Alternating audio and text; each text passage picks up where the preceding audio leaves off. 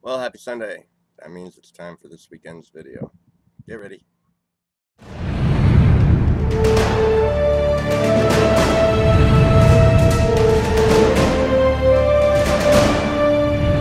You know, today I want to talk about the fact that I happen to like uh, quoting chapters in Romans quite a bit. And I suppose my other favorite book is the book of Hebrews, and I also like Galatians. Um, I like stuff out of Isaiah too. So I do like to talk about actual passages. And so I guess I have some pet passages like Romans. I have, definitely chapter 5, chapter 11, but I also like talking about stuff out of chapter 10, chapter 8, chapter 3. Uh, but the whole letter, the whole book, the theme throughout is the same. Paul explains in many different ways what he's saying in his core message. So in chapter 11 and chapter 5, two of my pet chapters, I also have verses that I like to emphasize. So I got to looking at one of those verses today, and I pulled it up online on BibleHub.com, and it gave me, at least 20 different English translations. Now, we typically use the King James Bible because it's most commonly used, really. And so in the King James Bible, the verse that I like to emphasize a lot in chapter 11 is verse 32. And verse 32 says, "For God hath concluded them all in unbelief, that he might have mercy upon all." And why do I like to emphasize that? Because Paul has explained how the unbelief issue was caused by God on purpose. And he did that. The reason he did that was so nobody would believe. And the reason he did that was so he could have mercy or save all.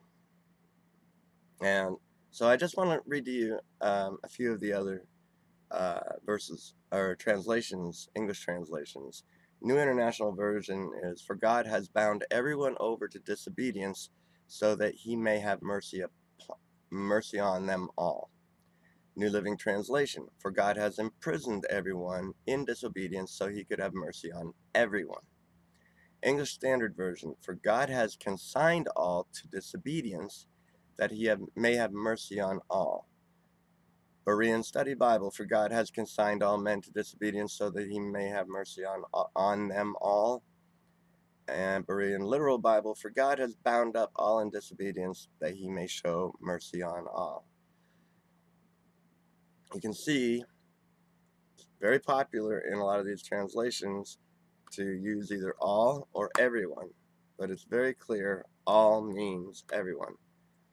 The other verse I really like to emphasize, I love all of chapter 5, but I guess my favorite passage within chapter 5 is verses 12 through 19.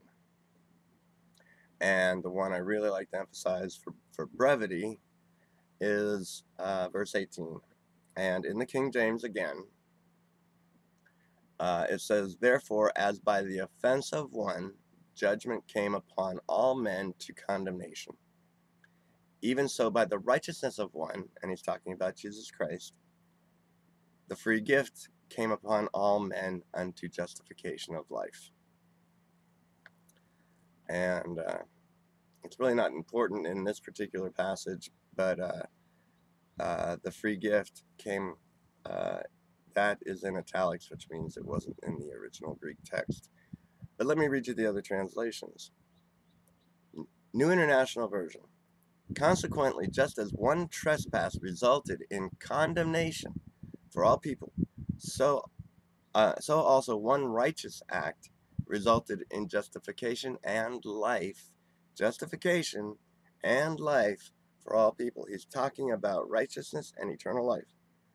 New Living Translation. Yes, Adam's one sin brings condemnation to everyone, but Christ's one act of righteousness brings a right relationship with God and new life for everyone. So far it's all people, all, everyone.